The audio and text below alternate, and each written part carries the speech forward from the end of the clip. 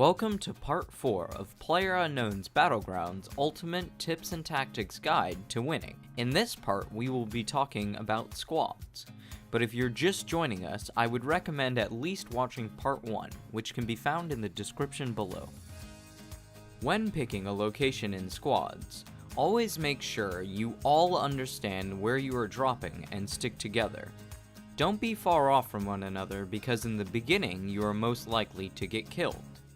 In terms of where to drop, I recommend a location that will have enough equipment for your whole team, which is why most of the time my team drops in Pachinki, but on the outskirts.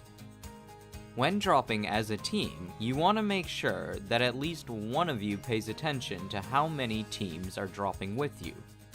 And if people drop right next to you, I recommend taking care of them as quickly as you can.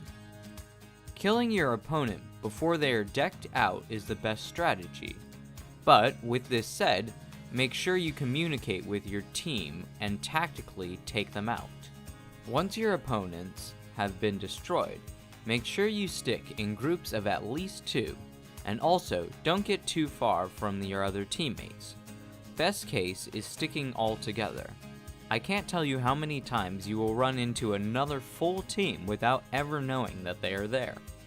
So, if this happens, call it out, make sure your other teammates stop what they are currently doing, and come help. Helping your other teammates immediately is very important. Once your teammate has called out where the enemy is and gotten to cover, make sure you work as a team to flank the enemy. Try to sneak around to different angles, also making sure you have people watching for all of them. You want to know where each of your opponents are, or else they most likely are flanking you. The most important thing in squads is communication. Whether in team fights or just spotting enemies, make sure your callouts are clear and easy to understand. Use the compass, distances, and landmarks to help. One thing our team does is names the buildings so that we can easily call them out.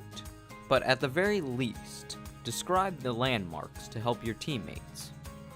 Also, talk to your teammates when flanking or moving, and help one another out with cover and distractions. Also, try not to talk over each other too much. Sometimes you will have too many people calling things out, and you won't know what to do. When fighting other teams, make sure you use smart tactics to win. Use the environment to your advantage. This also means trying not to use the same cover as your teammates. I never recommend hiding behind the same tree, but I do recommend flanking your opponents and pushing them out of cover for your other teammates to take care of them. But always remember, pick your time as a group on when to strike. You want to all be shooting at the same time. If possible, you also want to try to focus the same target.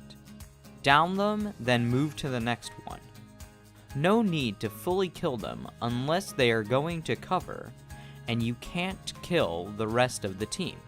And, as always, if you have a teammate with a sniper or suppressor, let them fire first. If they can down someone immediately, then you have one less to worry about. In squads, you don't need to worry super much about having people with certain weapon configurations. I would mostly recommend people using what they are most comfortable with, and understanding what they can and can't do with that setup.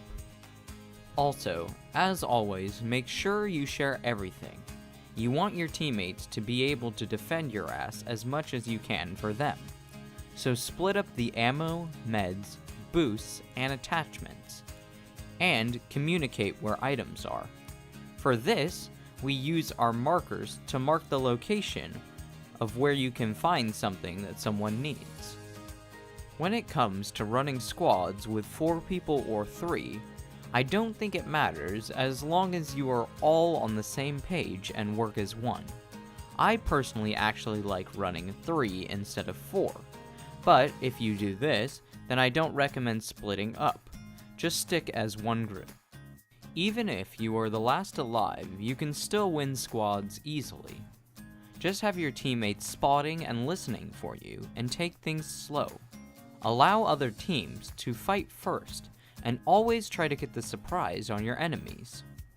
When using vehicles, be wary of being shot out of them, as well as straight up being blown up. One way you can lessen this is by taking 2 cars and splitting up. That said, if you see a group in a car, you don't always have to shoot them out. With 4 people, you can usually blow up the car before they can get away. If you want to go for packages in this mode, be smart about it. Make sure you're paying attention to where people dropped so you can predict the number of people you will see. Also, see where the package is dropping, and if it is on the edge of the map, then you will have a better chance of not running into people. In this mode, packages actually aren't all that bad to go for. If you still have 3 to 4 people, an AWM can completely turn around teamfights. But as always, be cautious when doing so. Anyway, once again, thank you for joining me for part 4 of this PlayerUnknown's Tips and Tactics Guide to Winning. In part 5, we will be talking about improvements and changes I would like to see to the game. And with the addition of first person mode, I will make a part 6 on that. If you enjoyed this, give me a thumbs up, and if you want more, make sure to subscribe and go check out my other videos.